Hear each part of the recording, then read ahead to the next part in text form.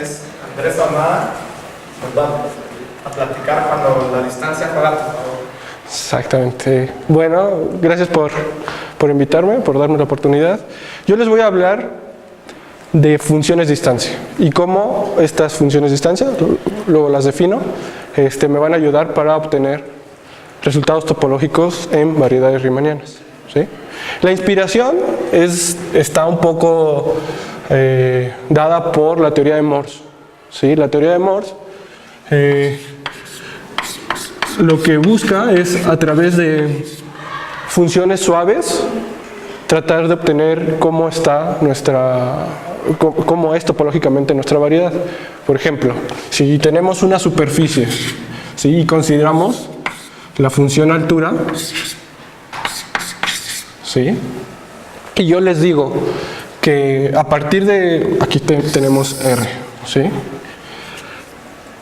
De repente, las curvas vamos a mirar las curvas de nivel de esta función, de la función altura. Y de repente, aquí tenemos un punto, después, conforme vamos avanzando, tenemos un círculo, vamos avanzando, tenemos otro círculo, eventualmente llegamos a un punto especial y tenemos un 8. Seguimos avanzando un poquito después y tenemos ahora dos círculos. Seguimos avanzando y de repente volvemos a tener otro punto especial y tenemos otro 8, ¿sí? Y seguimos avanzando y ahora tenemos círculos y llegamos a un punto, ¿sí? Podemos reconstruir nuestra variedad S a través de las curvas de nivel, ¿sí? Obtenemos un toro, ¿sí? O sea, en realidad esto es lo que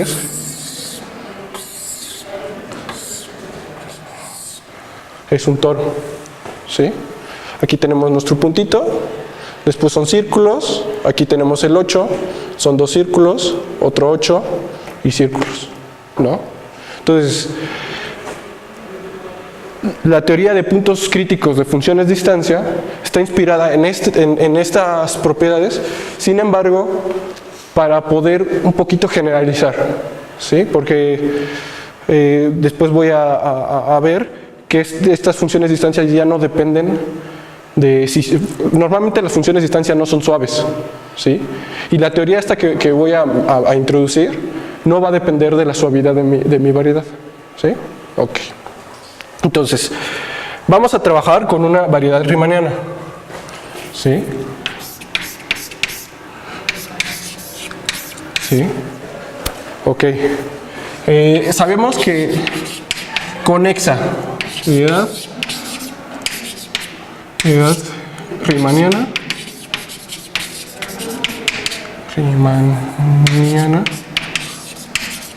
conexa, ¿vale?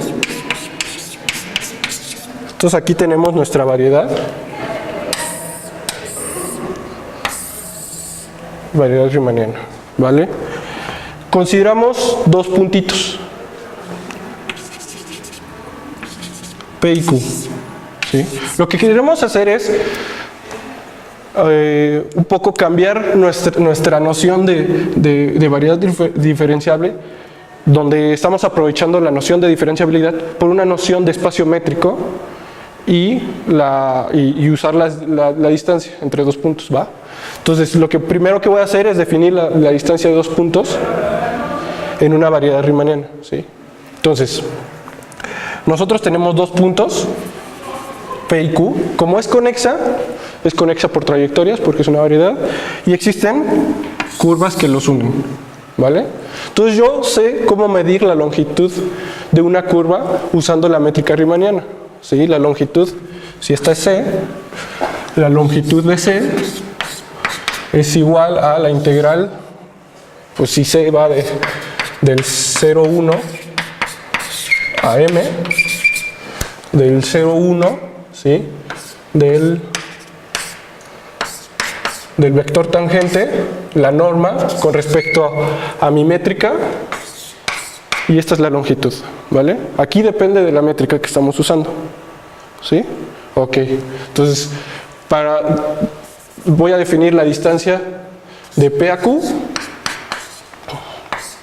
¿sí? Como el ínfimo sobre todas las curvas que los unen de las longitudes, ¿sí? Ok, y entonces ya un resultado de geometría riemanniana es que esta métrica, bueno, efectivamente es una métrica, y que la topología inducida por esta métrica, o sea, por esta función distancia, es la misma topología que nosotros le dimos originalmente. Entonces no nos preocupamos, no le estamos cambiando la topología, ¿ok? Entonces, ya ahora cambiamos y tenemos una variedad con una función, le voy a poner una G aquí, una función distancia. Ahora esto es un espacio métrico, ¿sí? Y voy a trabajar con este espacio, una variedad con su métrica usual, distancia, ¿sí? Ok, entonces, ¿qué son las funciones distancia? Entonces, estoy en una variedad con una distancia heredada por la métrica riemanniana, ¿sí? Entonces, imagínense que tengo un conjunto cerrado, ¿sí? Entonces, yo defino la función distancia AA, o sea, la función distancia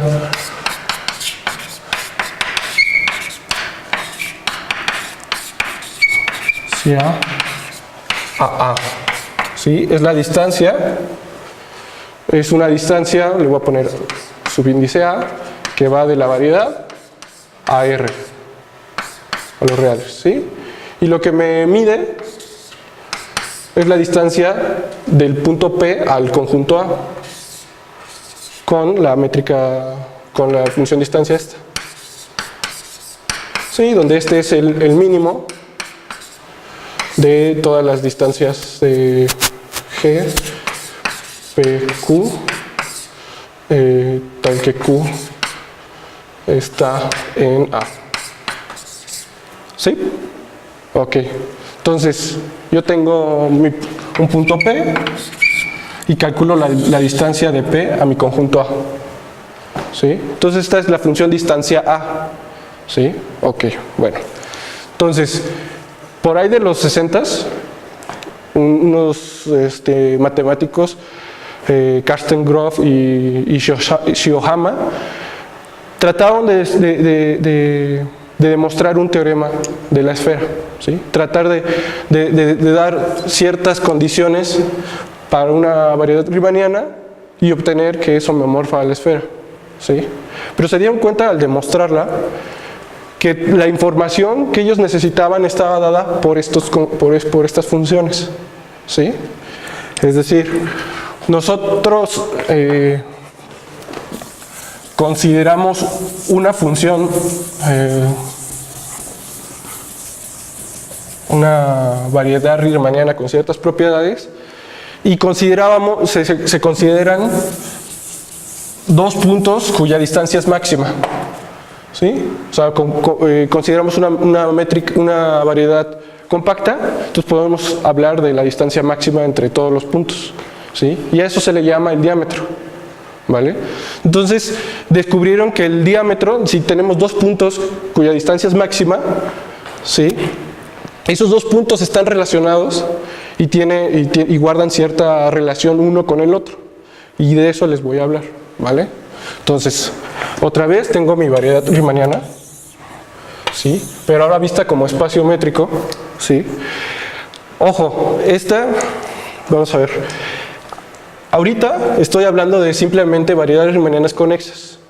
Esto nos da que esto es un espacio métrico, pero queremos, de cierta manera, que esta distancia se realice, ¿sí? Que la distancia entre dos puntos se cumpla para una curva, y a esa curva les vamos a llamar segmentos geodésicos, ¿sí? Y para que eso suceda necesitamos pedirle que esta variedad sea completa. ¿Qué quiere decir completa? Que si yo tengo una geodésica que nos la da la métrica riemanniana, la podemos extender infinitamente, ¿sí? Por ejemplo, si tenemos un abierto en R2, ¿sí? Y esta es nuestra variedad riemanniana con la métrica usual de R2, si tenemos, las geodésicas son rectas, entonces yo parto de un punto y eventualmente voy a llegar, supongamos, a una fronterita. Ya no puedo extender mi geodésica. Esto no es completo, ¿sí? Tenemos que se tiene que satisfacer que toda geodésica se pueda extender infinitamente, ¿sí? Ok, entonces a esas se les llama completas, geodésicamente completas, ¿sí? Y tenemos un resultado de Hopf-Linot que nos dice, bueno, que esta sea geodésicamente completa equivale a decir que este espacio métrico es completo como de análisis, ¿sí? Ok, entonces tenemos nuestra variedad riemanniana con nuestra métrica, nuestra función distancia g, y queremos ver ciertos puntos particulares, ¿sí? Consideramos un conjunto A y voy a llamar un punto crítico fuera de un punto crítico P, ¿sí? Si yo considero cualquier vector tangente en P, si existe una geodésica minimizante, ¿sí?, que una AP con el conjunto A, de tal modo que este ángulo sea menor o igual que pi medios, menor estricto que pi medios. Si este ángulo, si alfa, es menor que pi medios, ¿sí? Pero esto es para cualquier vector, entonces yo me tomo otro vector y existe otra geodésica, ¿sí?, que esta geodésica, este angulito beta también es menor que pi medios, ¿sí? Y esto es para todos los vectores, ¿sí? Ejemplos de puntos. Y vamos a ver, bueno, esto es un punto crítico. Un punto regular, ¿sí? Es lo contrario a un punto crítico. ¿Qué quiere decir? Que existe un vector B, de manera que el espacio tangente en Q a la variedad se puede dividir en dos, y todas las geodésicas que unen a Q con A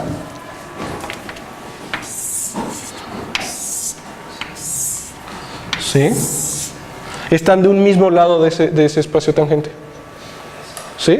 Entonces este es un punto regular y esto es un punto crítico, ¿vale? En estos no puedes decir existe un vector V de manera que todas las geodésicas estén de un mismo lado del espacio tangente, ¿vale? Entonces, ejemplitos.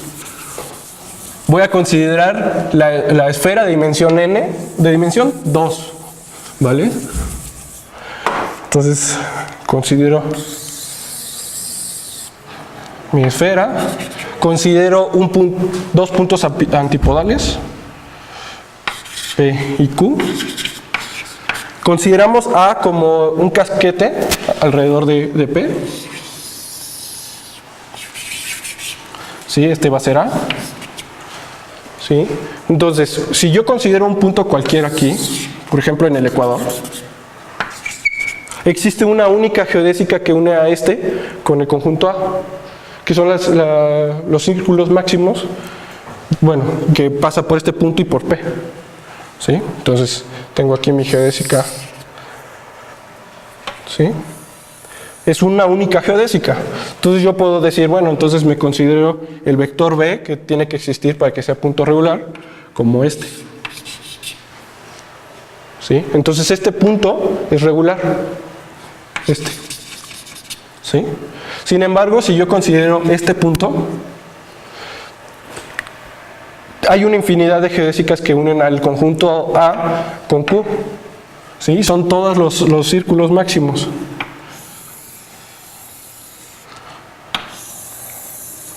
Y por atrás.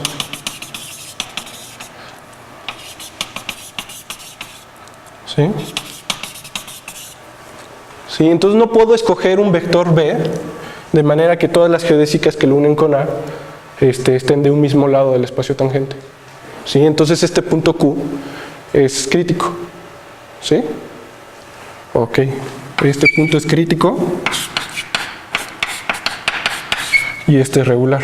R es regular. Ok, otro ejemplito. Imagínense ahora el toro. ¿Sí? Lo voy a dibujar como cuadrito. ¿Sí? Entonces, y mi punto P, el conjunto A va a ser un solo punto. ¿Sí? Entonces, ¿quiénes van a ser los puntos regulares? Pues van a ser todos, excepto unos particulares que están en la identificación. ¿Sí? Este es un punto, ¿cómo se llama? Crítico. Este y este. ¿Sí? Están identificados. ¿Sí? ¿Por qué? Porque si se fijan, este punto A, si lo uno con este punto, que a la vez es este punto, hay dos geodésicas que los unen. ¿Sí? Entonces, tienen un ángulo de pi. Entonces, cualquier otra geodésica, bueno, son dos. Entonces, si yo considero cualquier vector tangente a la variedad en A, pues va a estar de un lado o del otro de estas dos geodésicas. ¿Sí? Entonces, por eso este es crítico. Este es crítico de A, análogamente acá. ¿Sí? Y análogamente acá. ¿Sí? Sí, está en el centro. ¿Sí? O sea, esta distancia es la misma que esta, y que esta, y que esta. Y esta es la misma que esta. ¿Sí? Entonces, para un punto A tenemos tres puntos críticos. ¿Sí? Entonces, si este es P, este y este son los puntos críticos. ¿Sí? Y que en la teoría de Moore son exactamente los mismos puntos críticos. ¿Sí? Ok. Otro ejemplito. Y ya paso a otra cosa. Imagínense un cilindro infinito. ¿Sí? Entonces tengo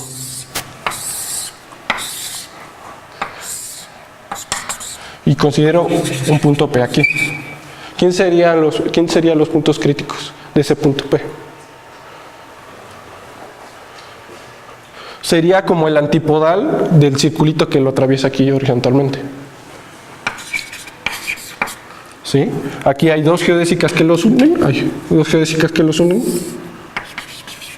¿Sí? Entonces cualquier vector tangente aquí, ¿sí? Pues va a estar de un lado de las dos geodésicas. Entonces este no está separado. Nuestro espacio tangente no está separado en dos. ¿Sí? Sin embargo, si considero aquí un punto, sigue habiendo dos geodésicas que los unen. ¿Sí? Y yo puedo considerar este vector B, que es el que lo hace regular.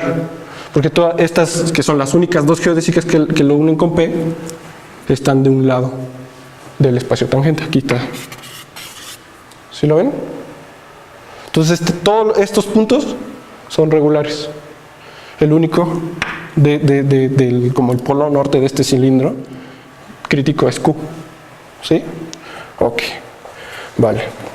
Entonces, vamos a trabajar un poco sobre la teoría de funciones de distancia, ¿sí? Y entonces les voy a mencionar ciertos resultaditos. Por ejemplo, si yo tengo otra vez mi variedad, ¿sí? Y tengo mi conjunto A, ¿sí? El conjunto U de los puntos regulares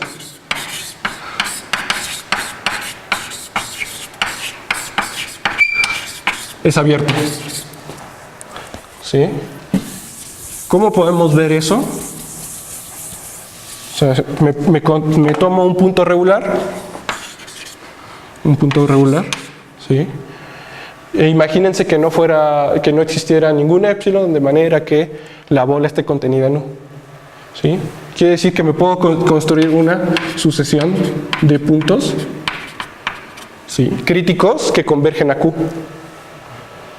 Entonces Q no sería crítico, no sería regular, sería crítico por esa convergencia. ¿Sí? Porque no solo convergen los puntos, también convergen los vectores tangentes. Y entonces tendríamos aquí o sea, todas las geodésicas, no existiría el vector B, pues, ¿sí? ¿Sí lo ven? Entonces, el conjunto de puntos regulares es abierto. Otra cosita. Pues ya es abierto, entonces puedo dar una... Puedo decir, bueno, este es el abierto. ¿Sí?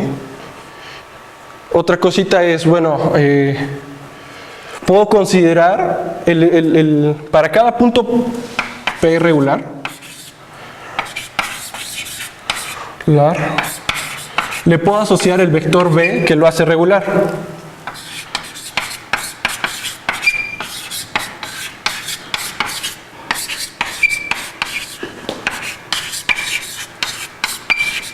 ¿Sí?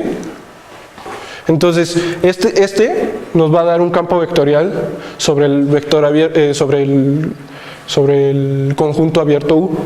¿Sí? A cada punto P le asocio el vector B que lo hace regular. Entonces tenemos un campo vectorial. ¿Sí? Aquí lo estoy haciendo medio tramposamente porque el siguiente resultado es que efectivamente las curvas integrales, las soluciones del campo vectorial, se van a acercar o se van a alejar en distancia del conjunto A. ¿Sí? Si yo tengo la curva integral que pasa por el punto Q al tiempo t y calculo la distancia de G a A,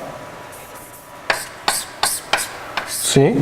Esta va a ir creciendo, crece conforme t crece, ¿sí? Entonces tenemos un campo vectorial que lo que hace es como que se va alejando de mi conjunto A, ¿sí? En el conjunto U de los puntos regulares, ¿sí? Entonces uno podría pensar que entonces la información topológica de mi variedad está guardada en los puntos críticos, porque en los puntos regulares pues es súper rectificable, es súper, no sé, sabes todo en el conjunto regular, ¿sí? Entonces, ok, entonces ya sabemos que donde estamos en el conjunto U de los puntos regulares, nuestro campo está derechito, ¿sí? Ok. Entonces, ¿qué otra cosita? Entonces, una proposición, un lemita, es que si yo considero puntos máximos locales de la distancia, ¿sí? O sea, los puntos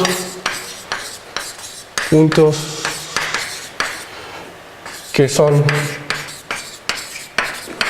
máximos locales de distancia de A son críticos, ¿sí? Entonces esto se llama el lema de Berger.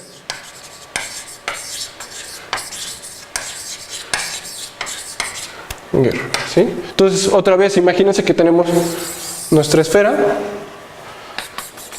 Entonces, ahora mi conjunto va a ser un punto P, ¿sí?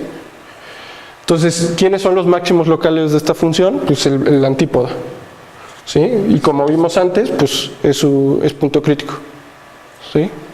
Pero podría suceder, no sé, a ver, que tengamos un punto acá, P, y tenemos nuestra variedad, y por aquí se aleja, ¿sí? Este punto es máximo local de P, pero a lo mejor no es global. De repente aquí se puede ir más lejos, ¿sí?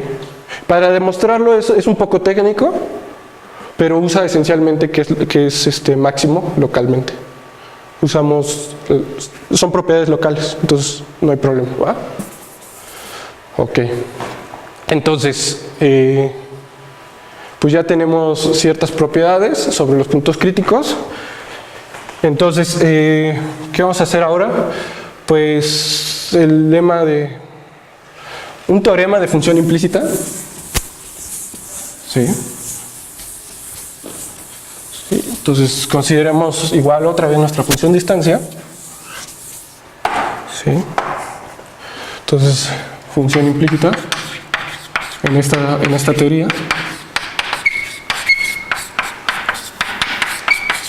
¿Sí? Entonces tenemos otra vez nuestra variedad.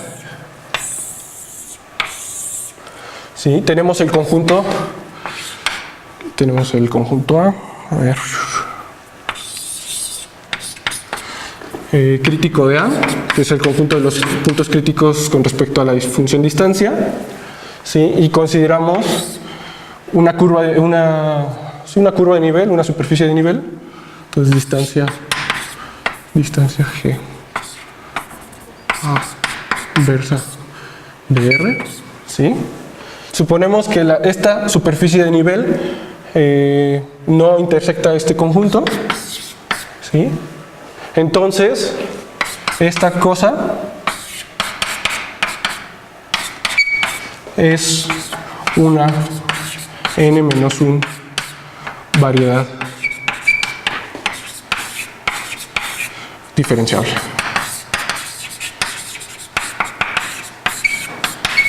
¿Sí? Entonces, imagínense que tienen vamos a darle cartas a este conjunto. ¿Sí? Entonces consideramos un punto aquí. ¿Sí? Y por ahí va el conjunto de nivel. ¿Sí? Y por otro lado tenemos el campo vectorial, ¿no? En una vecindad.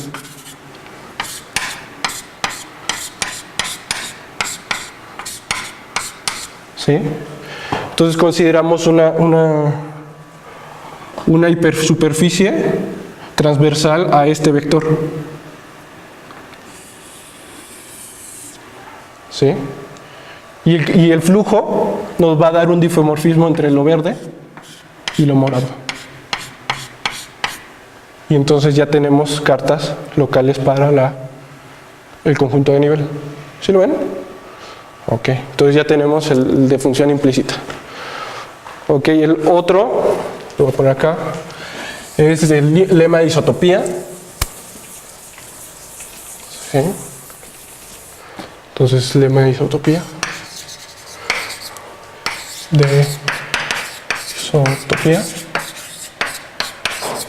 Que nos dice esencialmente si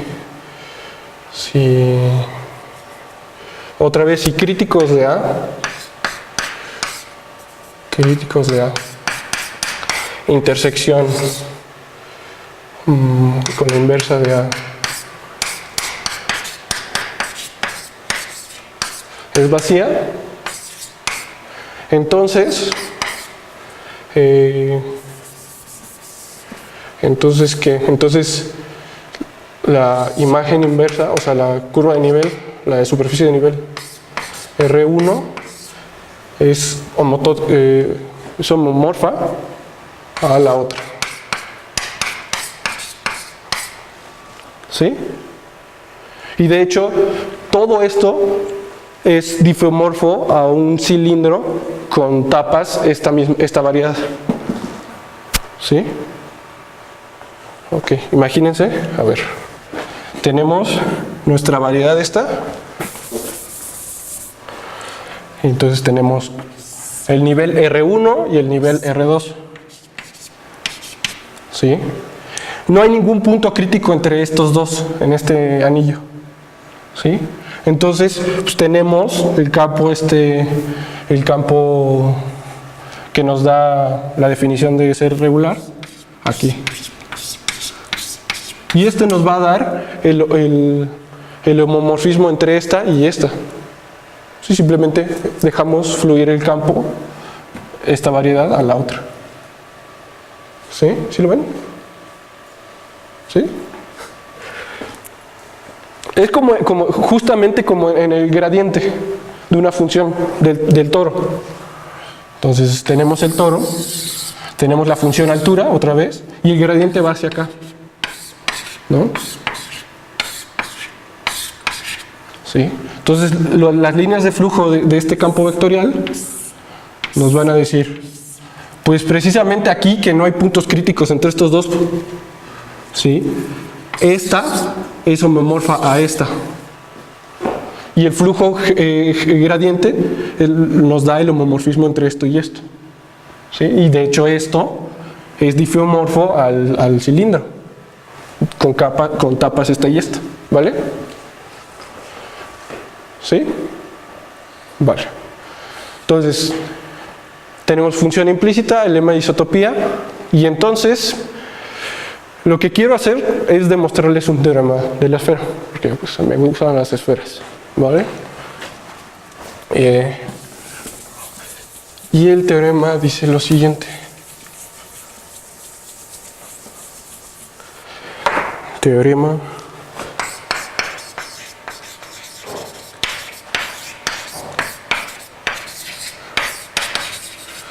tenemos una variedad riemanniana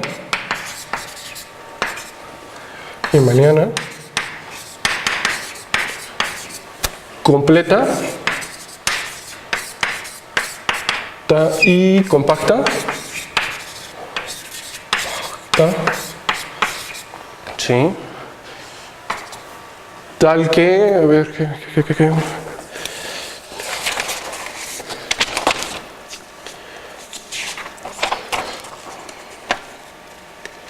Que existe un punto P en la variedad tal que tiene un único punto crítico.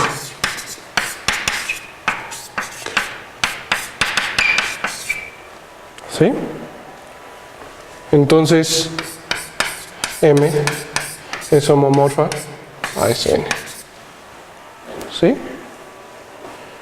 Vale. Entonces, vamos a tratar de demostrarlo. Voy a dejar ese dibujito.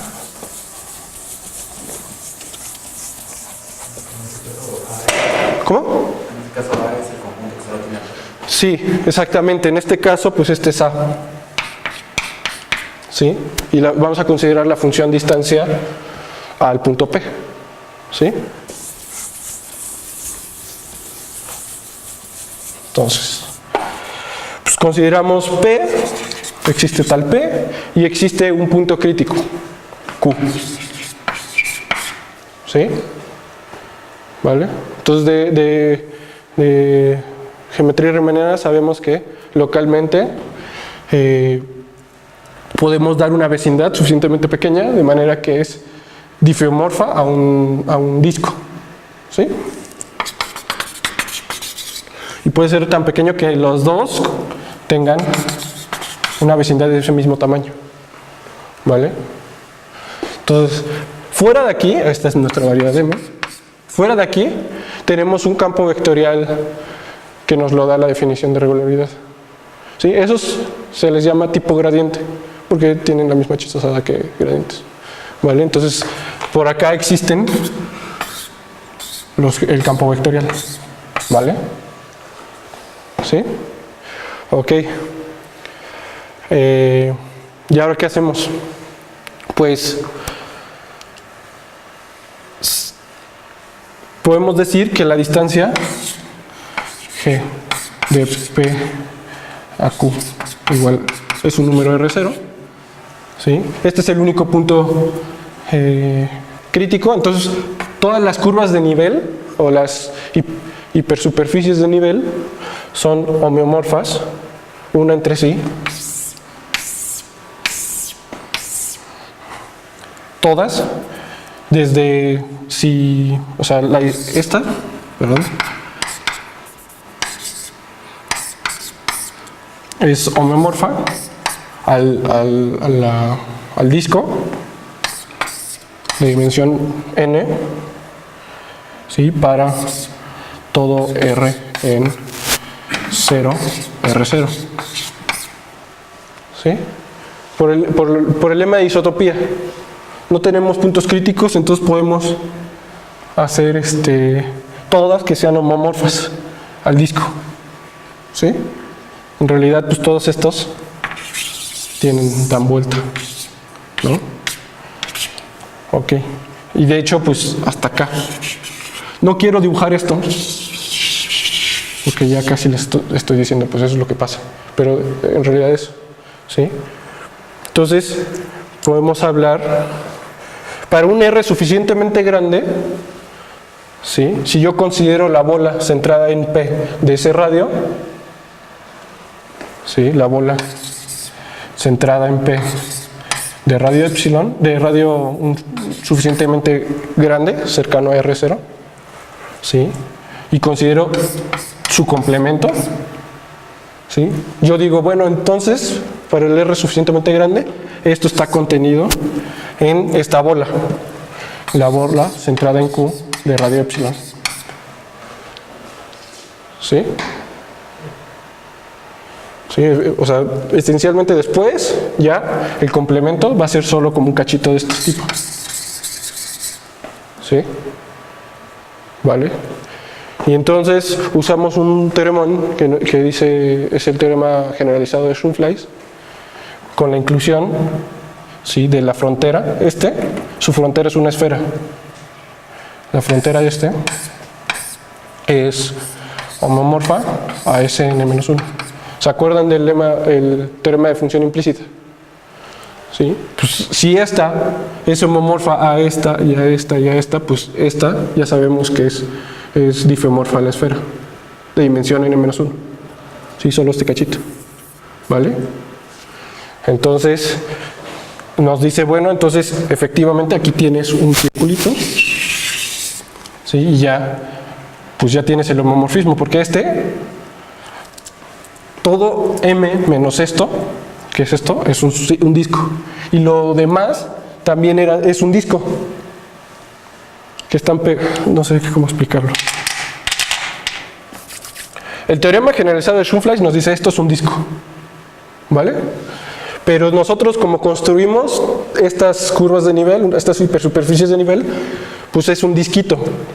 O sea, te vas por las curvas, las líneas de flujo, y todo esto es un disco. Entonces son dos discos pegados en esta frontera. ¿Sí? Y entonces pues ya tenemos nuestro homomorfismo. ¿Sí lo ven? ¿Más o menos? ¿Sí? Entonces, pero, o sea, y entonces ya esto es homomorfo a la esfera. ¿Sí? Entonces, sin embargo, no es como como llegaron. O sea, lo que hicieron Groff y Shiohama es que si tenemos una variedad, no tenían este teorema. Aquí están suponiendo muchísimo que tiene un único punto crítico. ¿Sí? Entonces, lo que hicieron ellos fue, pues considera una variedad riemanniana, variedad riemanniana,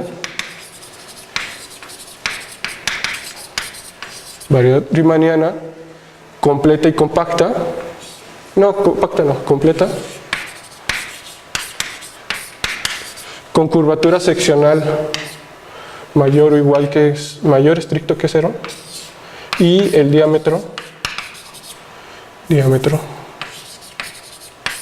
de la variedad menor o igual que pi, bueno, aquí es delta mayor estricto menor o igual que k. Entonces M es homeomorfo a Sn. ¿Sí? Entonces, rapidín. Esto, no sé si conozcan el teorema de Bonnet. Nos dice que si tenemos la curvatura seccional acotada por debajo, ¿sí?, entonces mi variedad es compacta. Entonces de acá ya tenemos la compacidad. ¿Sí? No solo eso, nos dice, bueno, si está acotada por debajo por un número, esto es mayor o igual que pi entre 2 raíz de delta. ¿Sí? Y nos dice que el grupo fundamental es finito. ¿Sí? O sea, bueno, tiene finitos generadores. ¿Sí? Entonces, por un lado, pues ya con esta cota descubrimos que es compacta. Ahora necesitamos obtener un punto en esa variedad que tenga un único punto crítico. Entonces yo les digo, bueno, imagínense que tenemos, con que es compacta ya, pues existen dos puntos diametralmente opuestos. Entonces existen P, Q en M, tal que la distancia de P a Q es igual al diámetro de M. ¿Sí? Entonces yo les digo, bueno, estos precisamente son los puntos que me hacen el juego. ¿Sí? El lema de Berger nos dice, entonces este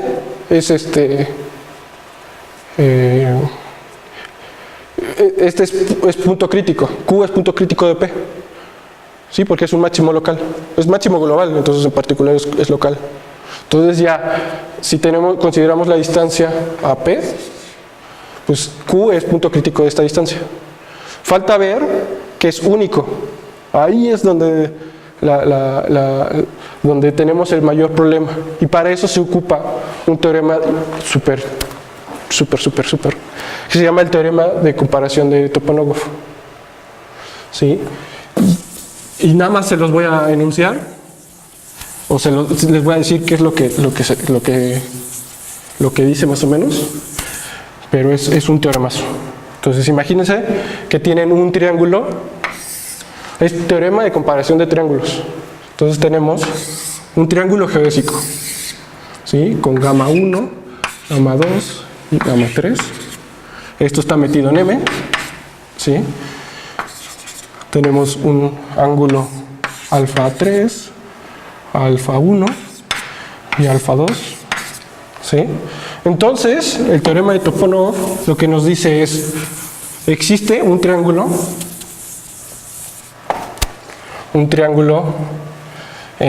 aquí lo voy a poner, MH, ¿sí? Gamma 1 barrita, gamma 2 barrita, gamma 3 barrita, con alfa 2 barrita, alfa 3 barrita y alfa 2 barrita. Tal que pues, la longitud de cada una de las geodésicas es la misma.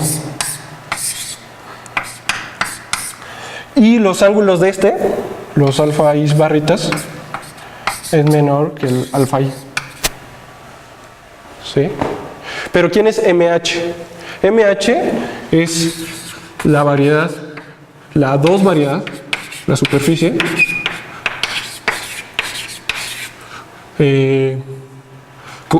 completa, simplemente convexa,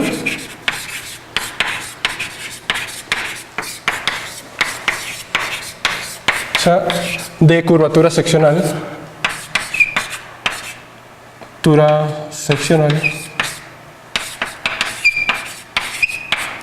H, ¿vale? Entonces, si mi curvatura seccional, bueno, y esto es si la curvatura de K, de M, que es K, es mayor o igual que H. ¿Sí? Si yo tengo una variedad riemanniana con curvatura seccional acotada por un número, yo puedo comparar estos triángulos, los triángulos geodésicos en mi variedad, con triángulos geodésicos en MH. Y MH es R2 si H es 0, es el plano hiperbólico si H es negativa, y es S2, un poco más grande o chica, si H es positiva. ¿Sí? Entonces, pues yo aquí tengo, en esto, tengo que mi curvatura seccional está acotada por un número delta. ¿Sí? Entonces puedo comparar los triángulos de mi variedad con triángulos en la esfera. Y con eso yo determino que precisamente es único, usando la ley de cosenos en la esfera. ¿Sí? Entonces, pues en realidad, primero hicieron esto, Grove y Shohama, y después formalizaron esta teoría. ¿Sí? Y pues eso sería todo. No sé si tengan preguntas o algo así. Comentarios. Cuando tomaste el tema de los regulares, Ajá. dijiste que las fibras de los extremos eran monomorfas usando el flujo. Ajá. O sea, cuando tú tomas una de las tapas y le echas a andar con el flujo, no necesariamente llegas a la otra tapa, no llegas a algo difromorfo. Ajá. Bueno, sí. Las dos tapas son difomorfas. Ajá. Pero digo, cuando tú solo tomas la primera tapa y echas a andar con el flujo, no llegas necesariamente a la otra tapa. Sí. Sí, porque o sea, estás usando, o sea, pasas de una hipersuperficie de nivel a otra superficie de nivel. No podría pasar que Bueno, con este flujo se medio perturben las cosas, porque si no, en ese caso también serían homotópicas, ¿no? Las tapas estas. también son homotópicas. Sí, o sea, puedes corregir eso localmente. Sí, ya sé a lo que te refieres, pero puedes corregir el campo vectorial de manera que se recorra más lento cuando te vas acercando. ¿Sí? O sea, la pregunta era que si tú avanzas el campo vectorial puedes llegar a una cosa como muy... O sea, puedes llegar. O sea, que si lo paras a un tiempo, si llegas a una cosa memorfa, pero ¿por qué justo debe esa cosa memorfa coincide con otro valor regular de la función? O sea, otro nivel. Es que el campo vectorial es unitario. Entonces, simplemente te vas avanzando regularmente. Y también por como lo definiste a través de la distancia. Exacto. Es constante a lo largo De cada curva de nivel o hipersuperficie de nivel. ¿Sí? Ok. ¿Cómo? ¿Alguna otra pregunta, duda, comentario? Cuando definiste que un punto fuera regular, Ajá. dijiste si existe algún vector que divide el plano. Y luego te estás agarrando de este vector para definir este flujo. Ajá. Pero el vector que te garantiza que puedas dividir no tiene por qué ser único. Entonces, ¿cómo puedes hacer esa división diferencial? Lo haces unitario. El unitario y ya. Pero, o sea, pueden ser muchas direcciones. En particular, sí. O sea, si solo hay una geodésica, pues hay una infinidad de vectores que dividen Ajá. la tangente en dos partes, que todas, que es única, Ajá. quedan de un lado. O sea, ¿cómo defines formalmente pues ese vector? Es el que te maximiza. O sea, a ver, tenemos, a ver aquí. Si tenemos un punto y decimos que todas las geodésicas, bueno, sí. Pues te tomas uno cualquiera. Pero luego quieres que esa elección global sea diferenciable. Sí, o sea, localmente lo vas a poder hacer diferenciable, o sea, es un resultadito, y globalmente lo haces con particiones de la unidad. Entonces al final, sí consigues un campo vectorial suave. Suave fuera de los puntos críticos. No hay una manera como canónica de elegirlo así como el que te maximiza. No, ¿sí? Y bueno, todas estas ideas imagínense que ya ignoran que estamos viviendo en una variedad riemanniana y ahora solo estamos en un espacio métrico, entonces también podemos trabajar con ello. Nada más que es un poco más complicado encontrar puntos críticos y puntos y segmentos geodésicos, ¿sí? Porque pues ya se vuelven más feos. Pero, o sea, Ahorita, si M es completa y acotada, o sea, tiene diámetro acotado, no sería si sea compacto. no, si es completa, pues Rn es completo y no tiene diámetro. Pero no tiene diámetro acotado. No, Diámetro finito. ajá. Por eso le pedimos que sea... Por eso, pero entonces, o sea, como que creo que ni siquiera tienes que usar el teorema de Monet para probar para tener la condición de compacidad. O sea, M completa más diámetro finito, compacto, es lo que yo digo. Ajá. A ver, espérame un segundito y te aclaro.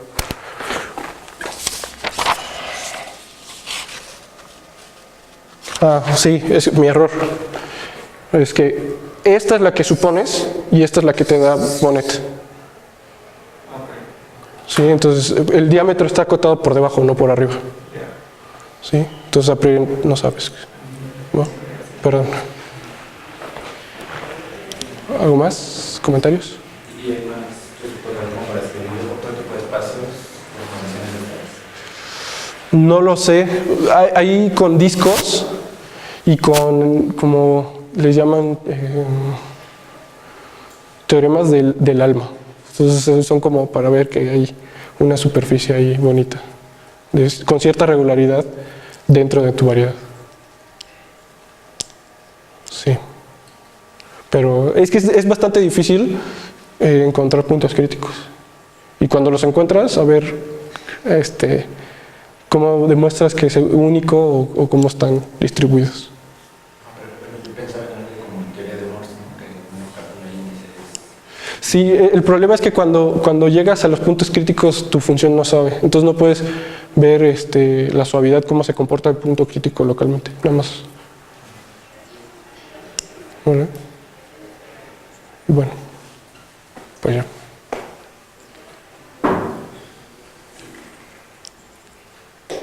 Todos los ejemplos como interesantes, el conjunto A siempre fue un punto.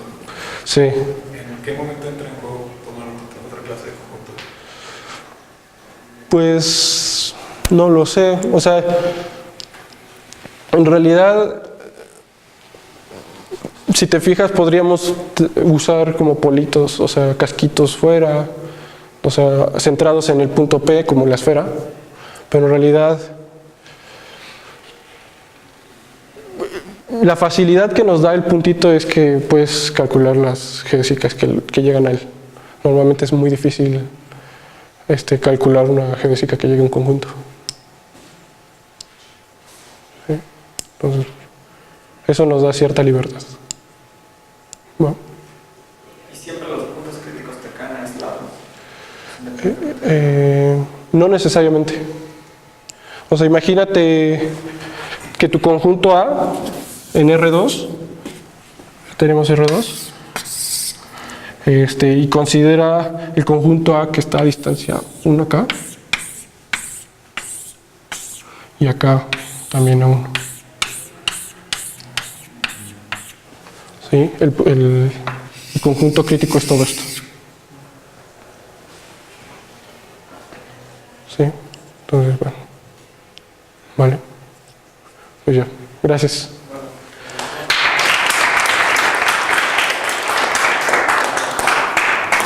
Parte del comité organizador. Gracias. Y si quieres, puedes hacer unas preguntas para que alguien se gane otra taza. A ver. No sé. No sé qué preguntarles.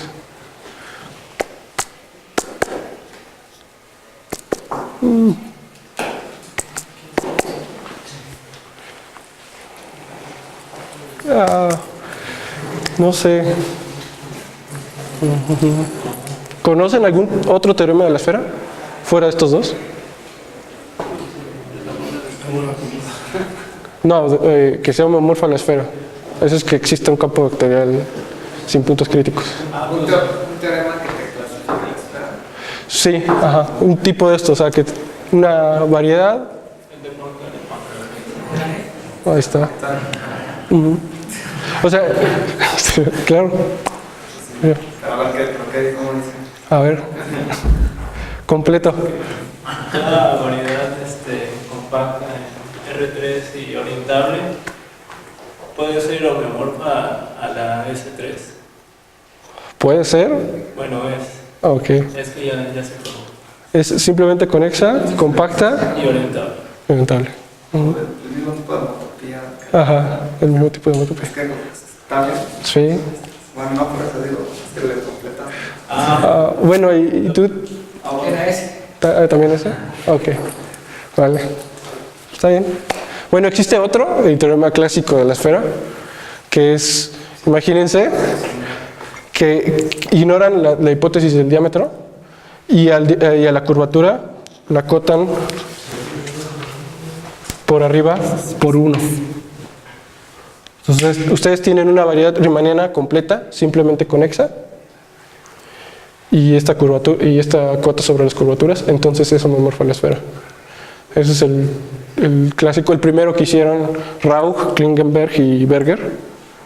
Y a partir de ahí pues salieron más como estos dos. Entonces, bueno, como nota. ¿Vale? Gracias.